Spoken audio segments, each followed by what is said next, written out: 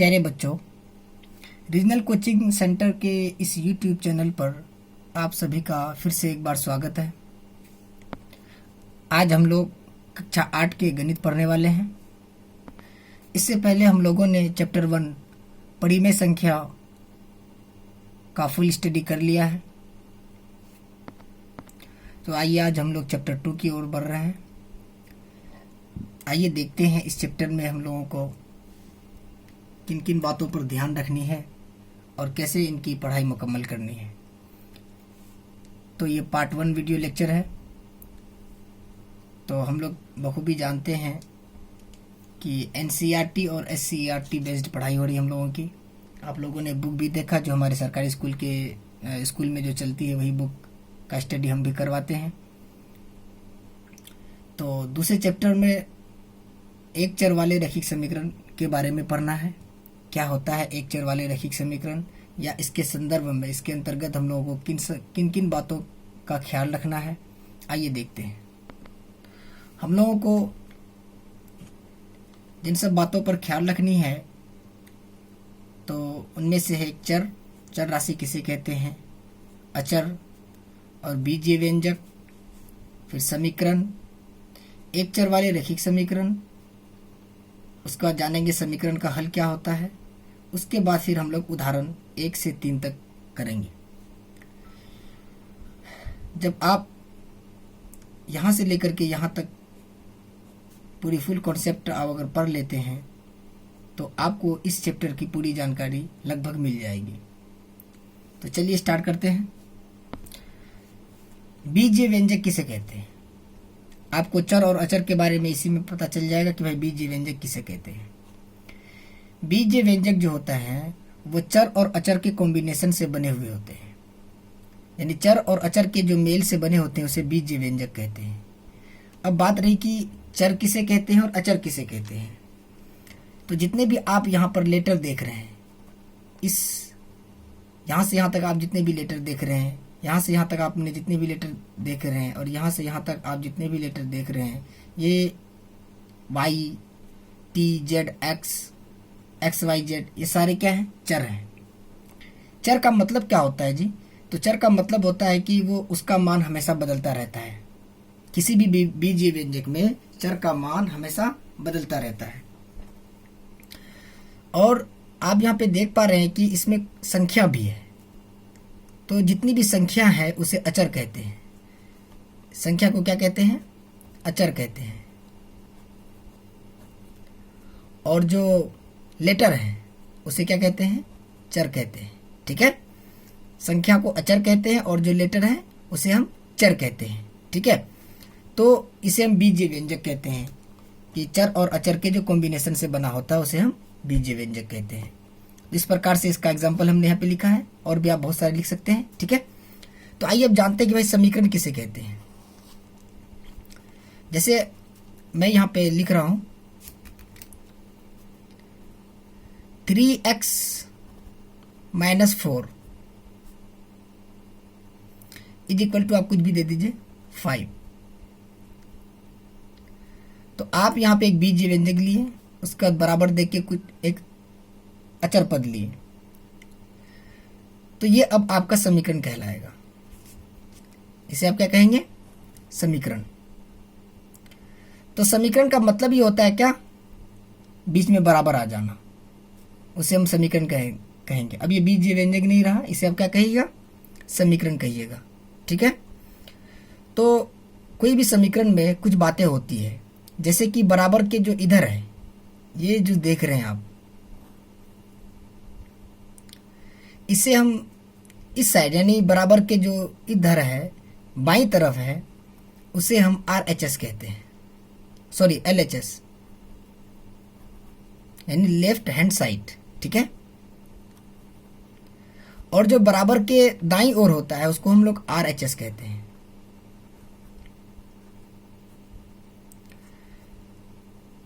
Right hand side. ठीक है, तो आप यहाँ पे देखिए कि ये जो x है, यहाँ पे ये क्या है? चर है। और ये 5 जो है ये क्या है? अचर है। और ये 4 भी क्या है, अचर है। ठीक है, और बीच में क्या है, बराबर है। और ये जो चर का जो गुणांक है, ये चर के साथ जो लगा हुआ ये 3, ये इसका गुणांक कहलाता है। क्या कहलाता है इसका, गुणांक।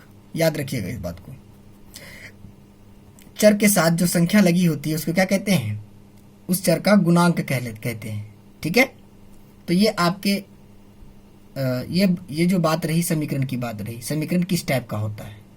तो आप बखूबी समझ चुके होंगे कि समीकरण किस टाइप का होता है। आपने जाना कि बीजीय व्यंजक और समीकरण में क्या अंतर होता है। अब जानते हैं कि भाई एक चर वाले रैखिक समीकरण किसे कहते हैं।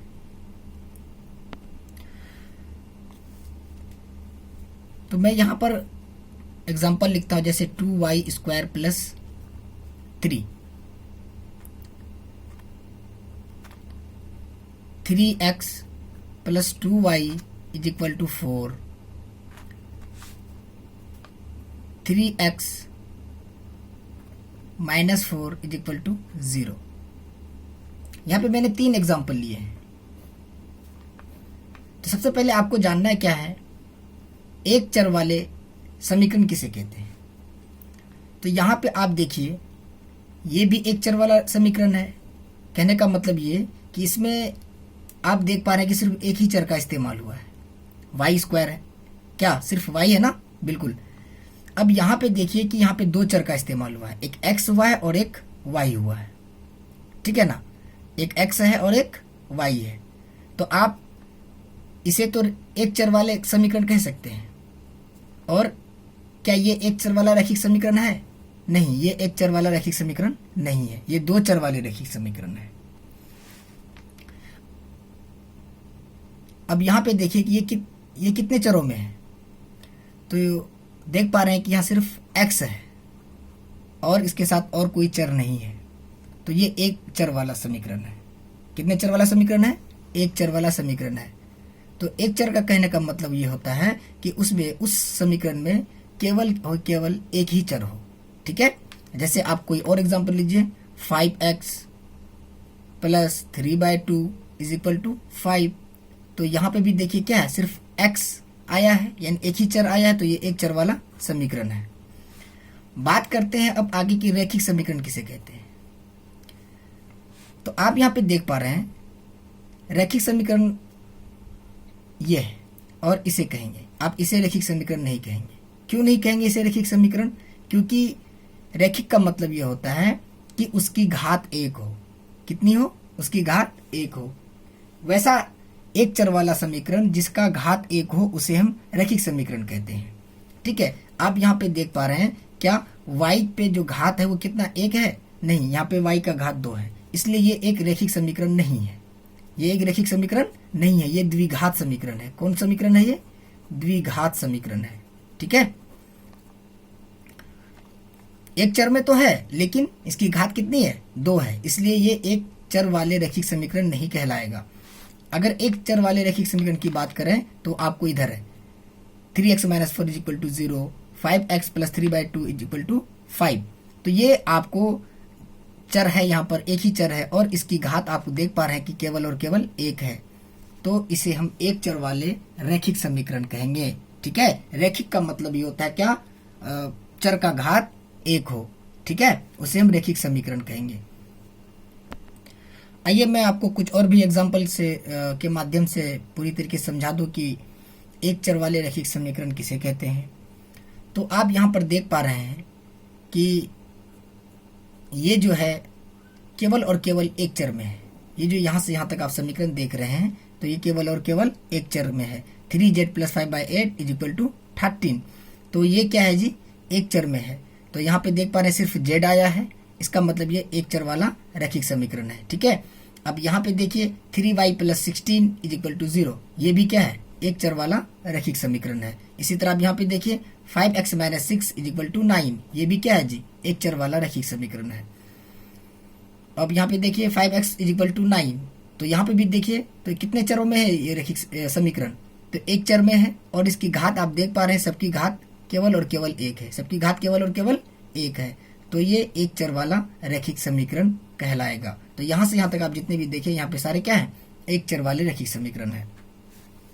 इधर देखिए, यहां पर देखिए x की घात भी एक है और y की भी घात एक है, लेकिन यहां पर दो चर आ गया, एक x आ गया और एक y आ गया, तो ये एक चर वाला रैखिक समीकरण नहीं हुआ, ये दो चर वाला रैखिक समीकरण हो गया। कितने चरों वाला? दो चर वाला। लेकिन हमको पढ़ना क्या है भाई कि एक चर वाला रैखिक समीकरण के बारे में पढ़ना है, हमको दो चरों वाले रैखिक समीकरण के बारे में हमको अभी नहीं पढ़ना है। उसी तरह से आप यहाँ पे देखिए, यहाँ पे x है, यहाँ पे भी x है, ये तो एक चर में है। लेकिन अगर आप देखें कि यहाँ पर एक चर है घात, लेकिन यहाँ पे अधिकतम दो है। घात कितनी है? पावर जो है इसकी कितनी है? अधिकतम दो है। इसका मतलब ये भी जो है एक चर वाला रैखिक समीकरण नहीं है। ठीक है, हमको इसे क्या कहेंगे? द्विघात समीकरण कहते हैं। क्या कहते हैं इसको? द्विघात समीकरण। ठीक है, एक चर वाले द्विघात समीकरण है। ये एक चर है और इसकी अधिकतम घात दो है, इसलिए इसे हम क्या कहते हैं? द्विघात रैखिक समीकरण, सॉरी द्विघात समीकरण। इनके बारे में हमको आगे क्लास में स्टडी करनी है। उसी तरह आप यहाँ पे देखें, यहाँ पर भी एक ही चर है लेकिन इसकी अधिकतम घात दो है, तो ये भी एक चर वाला रैखिक समीकरण नहीं कहलाएगा। यहाँ पर भी देखिए चर तो एक ही है लेकिन घात यहाँ पे इसका दो है, इसलिए ये भी रैखिक समीकरण, एक चर वाला रैखिक समीकरण नहीं कहलाएगा। ठीक है, तो आप अब ये मैं अपने तरफ से आपको दिया हूँ ये एग्जाम्पल, ताकि आप अच्छी तरीके से समझ जाएं कि एक चर वाले रैखिक समीकरण किस टाइप के होते हैं। ठीक है, तो आपको अब समझने में कोई परेशानी नहीं होगी कि एक चर वाले रैखिक समीकरण किसे कहते हैं और दो चर वाले या द्विघात तो वो अलग सी बात है। एक चर वाले रैखिक समीकरण को आपको अच्छी तरीके से पहचान लेना है। बस आपको क्या देखनी है कि कितनी भी बड़ी समीकरण हो लेकिन उसमें सिर्फ केवल और केवल एक ही चर का इस्तेमाल हुआ हो और उसकी महत्तम घात एक हो, उसे हम एक चर वाले रैखिक समीकरण कहते हैं। ठीक है, इन बातों को आपको याद रखनी है। आइए अब समीकरण का हल देखते हैं, यानी समीकरण का हल कैसे निकालते हैं या क्या होता है। तो आप लोगों को मैं पहले ही बता चुका हूं कि बराबर के जो बाईं तरफ होते हैं उसको LHS कहते हैं और जो दाईं तरफ होते हैं उसको RHS कहते हैं। ठीक है, बस अपने राइट हैंड को RHS मानिए और अपने बाएं हाथ को LHS मानिए। ठीक है, दाईं ओर और बाईं ओर। ठीक है ना, तो आप यहाँ पे समीकरण देख रहे हैं। तो अब इसके हल निकालने के लिए आप अब इस x के जगह पे ऐसा कौन सा मान रखिएगा जो इस समीकरण को संतुष्ट कर दे।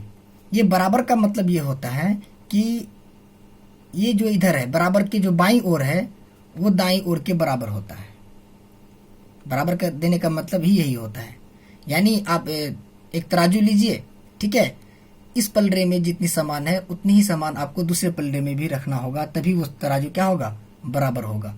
तो ये समीकरण आपस में बराबर है, लेकिन यहाँ पे x का कौन सा मान होगा जो इस समीकरण को आपस में बराबर कर देगा या फिर इसको संतुष्ट कर देगा।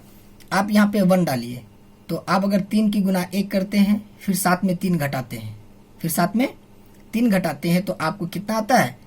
-4। ठीक है, जो बराबर नहीं है।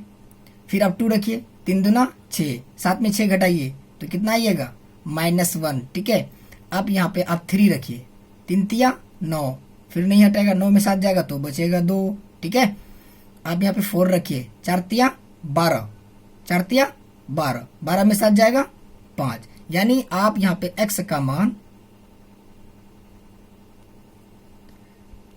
कितना रखिएगा? 4। कितना?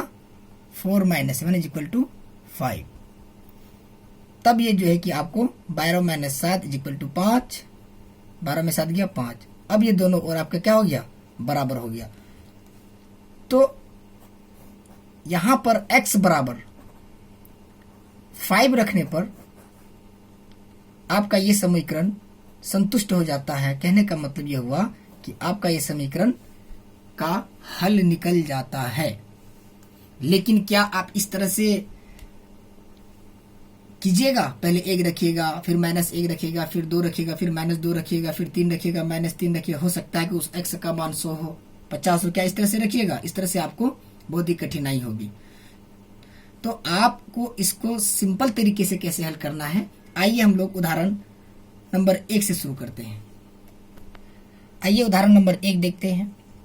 आपको हल ज्ञात करने के लिए कह रहा है, जो इस प्रकार समीकरण है 2x + 4 = 12। ठीक है, आइए इसका हल कैसे ज्ञात करते हैं। तो आपको इसके हल ज्ञात करने से पहले आपको कुछ बातों का और भी ख्याल रखनी है। जैसे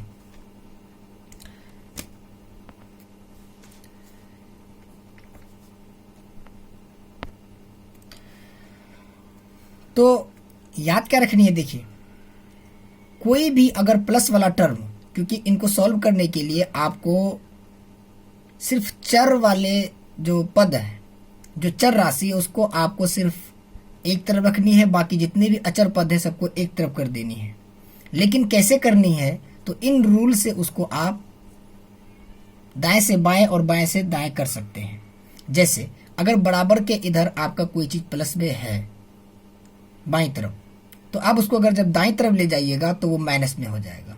क्या में, किस में हो जाएगा, माइनस में हो जाएगा। देखिए जैसे मैंने यहां पर 2x + 4 को क्या करनी है, बराबर के उस साइड ले जानी है। तो पहले क्या करना है कि बराबर के उस साइड जो चीज है उसको लिख देनी है। ठीक है, उसके बाद इस +4 को जब आप बराबर के उस साइड ले जाइएगा, यानी दाईं तरफ, तो वो -4 हो जाएगा। क्या हो जाएगा, -4। देखिए जो चीज प्लस में बराबर के इधर थी, अब जब प्लस से जब बराबर के उधर उस साइड गया तो वो माइनस में हो जाएगा। ठीक है, तो सबसे पहले आपको अचर पद को भेजना है।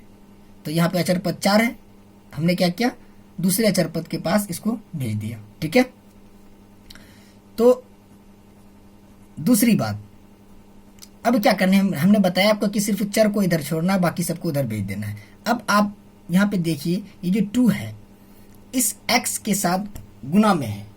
मैंने आपको पहले बता दिया कि चर के साथ जो संख्या होती है उसका गुणांक कहलाता है। ठीक है, तो जब आप इसको गुना से जब बराबर के उस साइड भेजिएगा, आप यहाँ पे देख पा रहे हैं कि जो चीज गुना में बराबर के इधर है, तो वो बराबर के उधर जाने के बाद वो फिर भाग में बदल जाता है। किसमें बदल जाता है, भाग में बदल जाता है। इसीलिए ये जो x है इधर लिख देंगे, उसके बाद 12 में 4 घटाएंगे, कितना बचेगा, बोलिए 8 बचेगा। ठीक है, अब ये जो 2 है ना, ये 2 किसमें था, x और 2 के बीच गुना है। ठीक है ना, तो जब बराबर के उधर जाएगा तो वो भाग में चला जाएगा। किसमें चला जाएगा, भाग में चला जाएगा। यहाँ देखिए आप, ठीक है ना, जब कोई भी चीज बराबर के इधर गुना में होता है, जब उधर जाता है तो वो भाग हो जाता है। ठीक है, अब इसको आराम से आप 2 × 2 2 चौके 8, 4/1, यानी x का जो मान होगा यहाँ पे वो कितना होगा, 4 होगा। कितना होगा, 4, बिल्कुल। तो इसका मतलब ये हुआ कि जो x = 4 आया, ये इस समीकरण को संतुष्ट कर देगा, यानी इस समीकरण का हल क्या है जी, 4 है। अब इसको रख करके देखिए, वहां पर पे x = 4 रखिए, x की जगह पे 4 रखिए, तो 4 रखिएगा तो कितना होगा, 4 दूनी 8 + 4, 8 4 12, यानी अब दोनों पक्ष क्या हो जाता है, ये बराबर हो जाता है। यानी इस समीकरण का जो हल है वो x = 4 है। बस आपको इन बातों पर ख्याल रखनी है। ठीक है, कोई भी चीज जब प्लस में इधर होता है, जब बराबर के उधर जाएगा वो माइनस हो जाएगा, और माइनस हमेशा प्लस में। ठीक है, तो इन दोनों का आपसी कॉम्बिनेशन है, प्लस हमेशा माइनस में, माइनस हमेशा प्लस में। उसी तरह गुना हमेशा भाग में और भाग हमेशा गुना में। ठीक है, इसका रिवर्स भी यही होता है। अगर कोई चीज इधर माइनस में है, अगर आपको नहीं इधर से इधर लानी है, बराबर के इस साइड लानी है, तो वो भी प्लस हो जाएगा। अगर कोई चीज इधर प्लस में है, अब बराबर के इस साइड लानी है, तो वो माइनस हो जाएगा। अगर कोई चीज इधर गुना में है और बराबर की इस साइड लानी है, तो वो क्या हो जाएगा, भाग हो जाएगा। और कोई चीज इधर भाग में है और बराबर की इस साइड लानी है, तो वो गुना में हो जाएगा। बस ख्याल ये रखनी है कि भाग हमेशा गुना में, गुना हमेशा भाग में, प्लस हमेशा माइनस में, माइनस हमेशा प्लस में तब्दील होता है। ठीक है, आप इसे एक तरीके से और बना सकते हैं, जो आपने पिछली कक्षाओं में बनाया होगा। जैसे हमने यहाँ पे क्या किया था, +4 को उधर भेज दिया था, जो -4 में बदल गया था। तो आप क्या कीजिए, हमने आपको बताया था कि दोनों पक्ष क्या होता है, आपस में बराबर होता है। जैसे एक तराजू में आपने क्या करनी है, आधा केजी इधर रखना है तो आधा केजी उधर भी रखना होगा, तभी वो बराबर होगा। अगर इधर आपने 1 kg रखा है तो उधर भी आपको 1 kg रखना होगा, तभी जाके ये बराबर होगा। ठीक है, यदि आपको आधा kg इस तरह इस पलड़े से माइनस करनी है तो उस पलड़े से भी आपको आधा kg माइनस करनी होगी, यानी उठाना होगा, तभी जाके पलड़ा बराबर होगा। तो उसी तरह आप इस समीकरण को इस प्रकार भी बना सकते हैं, जैसे 2x, पहले अचर पद को हमने दाएं बाएं किया था, उसी तरह आपको पहले अचर पद को खत्म करने के लिए अगर आप दोनों तरफ -4 लगा देते हैं, जैसे +4 तो यहाँ पर है, अगर आप यहाँ पर -4 इधर भी लिख देते हैं और -4 इधर भी लिख देते हैं तो भी इस समीकरण में कोई फर्क नहीं पड़ेगा। ठीक है, तो क्या होगा, ये -4 और +4 कैंसिल हो जाएगा। ठीक है, बात वही हुई कि आप या नहीं तो इस +4 को डायरेक्ट उधर भेज दीजिए, या फिर आप दोनों तरफ -4 से इसको क्या कर दिए, जुड़ दीजिए। तो उसके बाद देखिए आपका क्या बचता है, तो 2x सिर्फ बच जाता है और बराबर के उस साइड 12 में जब 4 जाएगा तो 8 बच जाता है। ठीक है, अब देखिए दूसरे स्टेप में क्या करना है, आप क्या कीजिए, 2 से इधर भी भाग दे दीजिए और 2 से इधर भी भाग दे दीजिए, यानी दोनों पलड़े पे आपको काम करनी है, सिर्फ एक पलड़े पे नहीं। ठीक है, जब आपने 2 से इधर भाग दिए तो इधर भी आपको 2 से भाग देनी होगी, यानी आप दोनों साइड में से कहीं पर भी कुछ कीजिएगा तो एक साइड कीजिएगा तो दूसरी साइड भी आपको करनी होगी। तो देखिए ये 2 से 2 कैंसिल हो जाएगा और ये 2 एकन 2, 2 चौके 8, यानी x बराबर यहां पर भी आपको क्या मिलेगा, 4। तो ये आपके बुक के अनुसार है, लेकिन इस अनुसार आपको नहीं बनाना है, जो ये आपको बताया गया है, क्योंकि आप ऊंची क्लास में जा रहे हैं, इसमें आपको ज़्यादा टाइम लगेगा, तो आपको इस अनुसार बनाना है और इस चीज़ को बिल्कुल आपको अपने जहन में रखना है कि किस तरह से प्लस और माइनस का कॉम्बिनेशन होता है। आइए उदाहरण नंबर 2 देखते हैं, जो आपके पेज नंबर 24 में ही है, तो बहुत आसानी से इसको सॉल्व कर सकते हैं। तो सबसे पहले आप क्या कीजिएगा, अचर पद को अचर पद के साथ भेजिए, तो भेजते हैं 2x/5 इज इक्वल टू, अब ये देखिए -3 है, जब उधर जाएगा तो क्या होगा जी, बोलिए, +3 हो जाएगा। क्या हो जाएगा, +3। ठीक है, तो पहले आपने क्या किया, अचर पद को अचर पद के साथ भेज दिया, यानी माइनस वाले से शुरू किया मैंने, उसके बाद अब देखिए अभी इसको नहीं छेड़ रहा है, ये गुणांक जो होता है, जो चर के साथ लगा होता है, उसको सबसे बाद में हम लोग उसका काम करते हैं। अब उसके बाद भाग में यहाँ पे हम देख पा रहे हैं 5 है, भाग में क्या है, 5 है। जब इस 5 को आप जब उधर भेजिएगा तो ये भाग में उधर जाएगा तो क्या हो जाएगा, गुना हो जाएगा। तो यहाँ पे पहले आप जोड़ लीजिए, 7 3 10। अब ये भाग है इधर, उधर जाएगा तो क्या हो जाएगा, ये गुना हो जाएगा। ठीक है, तो फिर अब अगला स्टेप देखिए, तो यहाँ पे सिर्फ अब x बच जाएगा। ठीक है, अब 10 5 50। अब इस 2 को भी क्या करनी है, बराबर के उस साइड भेज देनी है, मतलब इधर सिर्फ आपको चर रखना है, बाकी सबको भेज देना है, ताकि आपका जो चर का मान हो वो सही सही आ जाए।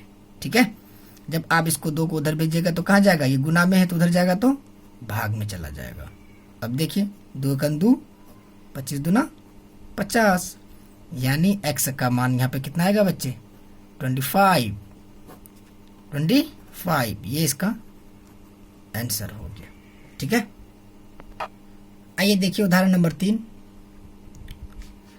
x + x/4 is equal to 20। ठीक है, तो आप क्या कीजिएगा, यहाँ पर बहुत आसान तरीका है, आप क्या कीजिए, यहाँ पर पहले 1 डाल करके यहाँ पे 4 और 1 का एलसीएम ले लीजिए, बिल्कुल आसान तरीका। 4 1 का एलसीएम लीजिएगा तो आपको 4 आएगा।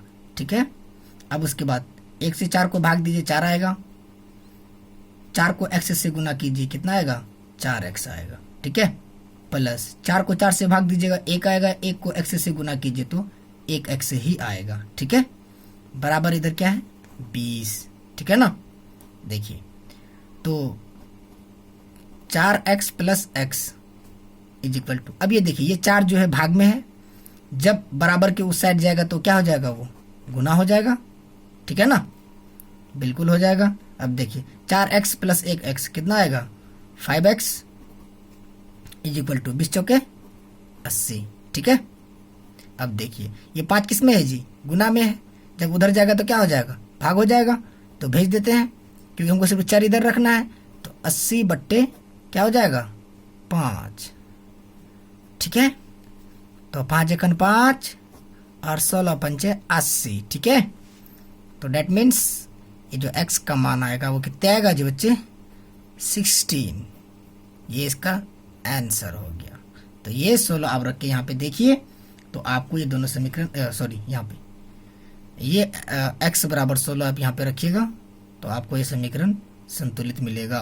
तो आप करके देखिएगा, यहाँ पे 16 रखिए, फिर यहाँ पे 16 रखिए, तो कटेगा 4 चौके 16, 4 आएगा, यहाँ पे 16 4 20।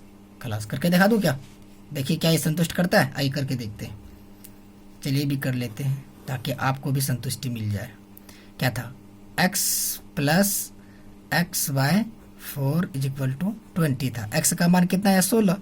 तो क्या लिखेंगे x के जगह पे, ठीक है ना जी, बिल्कुल x के जगह पे 16 लिखेंगे, प्लस यहाँ पे भी 16 बट्टे 4 लिखेंगे, बराबर 20। 4 एकन 4, 4 चौके 16। ठीक है, तो 16 4 20 इज इक्वल टू 20।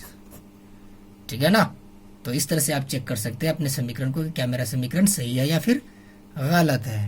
ओके, तो बच्चों 2.1 में जो भी प्रश्न दिए हुए हैं आप कोशिश कीजिए, क्या आप यहाँ पे जितने भी चर हैं उनके मान आप निकाल पा रहे हैं या फिर नहीं निकाल पाइएगा तो फिर हम है ना, फिर हम किस लिए हैं, तो हम आपको YouTube के ही माध्यम से आपको हम बता देंगे। ठीक है ना, तो बिल्कुल आप कोशिश करेंगे, आपको जरूर फल मिलेगा।